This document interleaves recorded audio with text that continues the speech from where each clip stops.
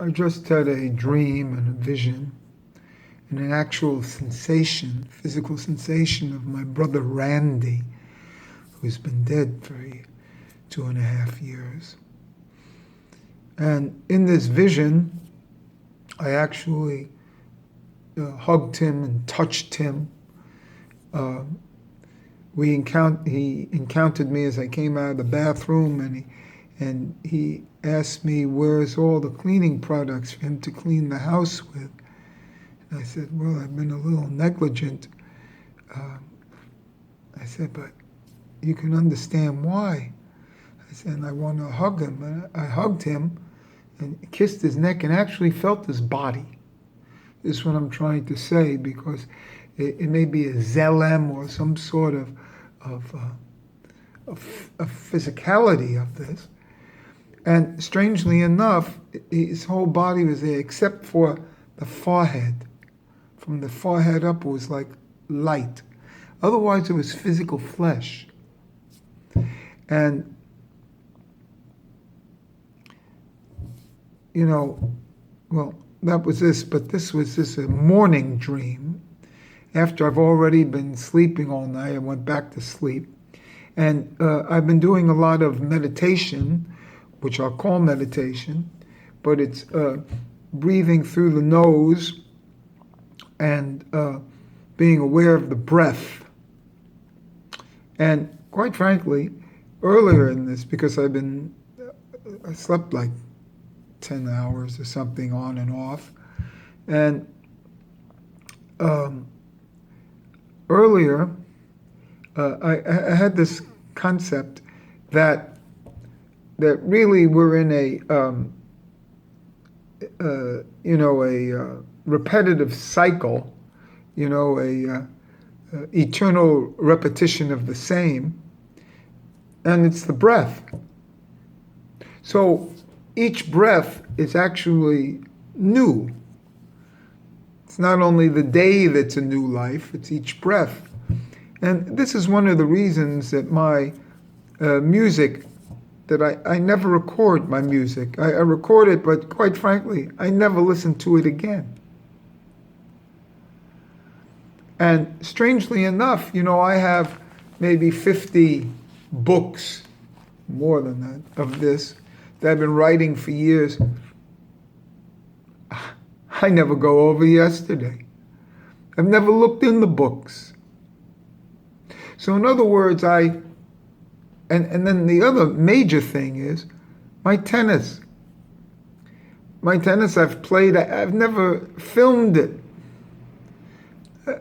I don't have any film of me playing tennis. A few things against the wall here. Nothing. In all these years, no recordings of me playing.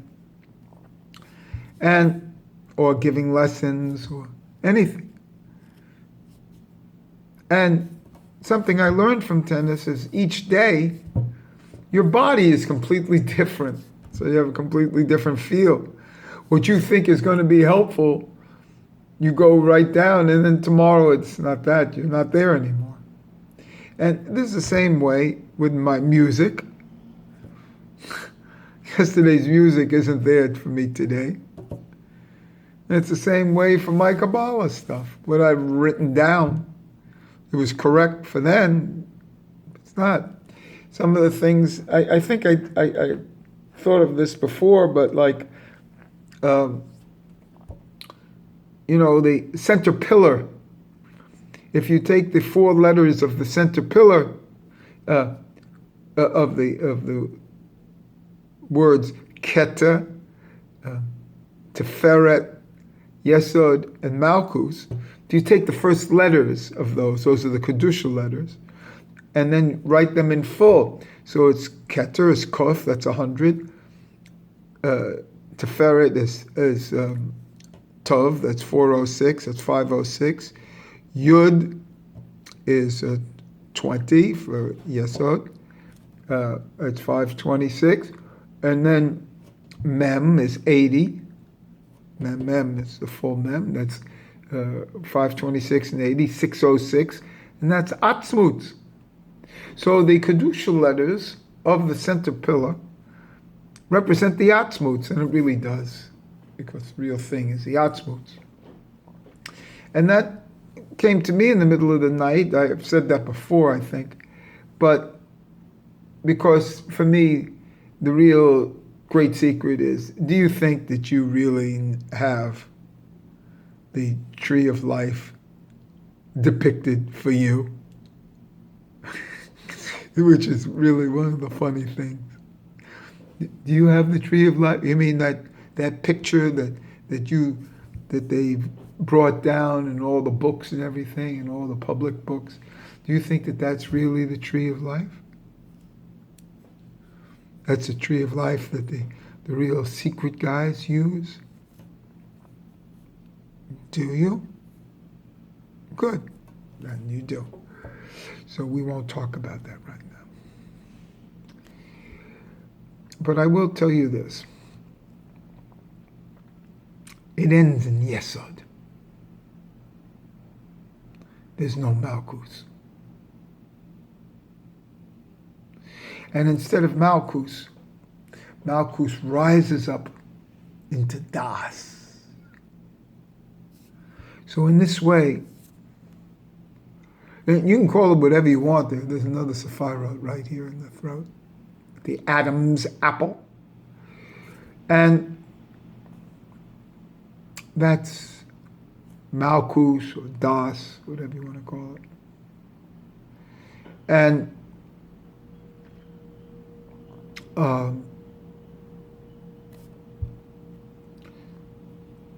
it goes to the and then and it ends in Yesod. Why? Because Yesod doesn't run out. Yesod comes back up and circulates within the body. And that's the brahmachari. That's the snake biting its own tail. That's the whole principle, is to keep that energy in the body. That's the secret of the hair.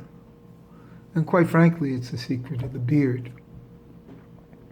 But the whole idea of the sexual potency of the male being rechanneled upwards and then downwards again. And it goes into here, and it's strange enough that there's a possibility that that's why it wasn't there in my brother's dream. But in the dream of my brother, I didn't see that part. And that's the block of tefillin, but it's the cube inside. A child yesterday, he was telling me in the park, I asked him how old he was. He said he's 8, but he's really 9 because, he said, they count the year before I got here. And I said, you're 100% right.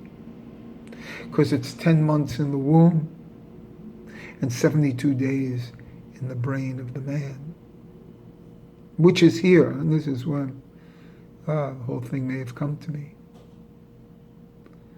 And that's the whole thing, to rechannel upward. The whole secret of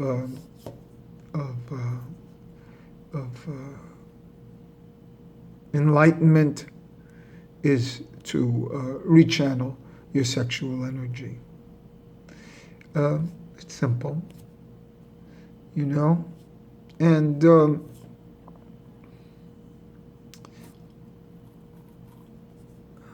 what can I say? And that's the tree of life that ends in Yesod. See, and it circles back. It's still there, and it circles back down, and it circles back up, and that's the great secret.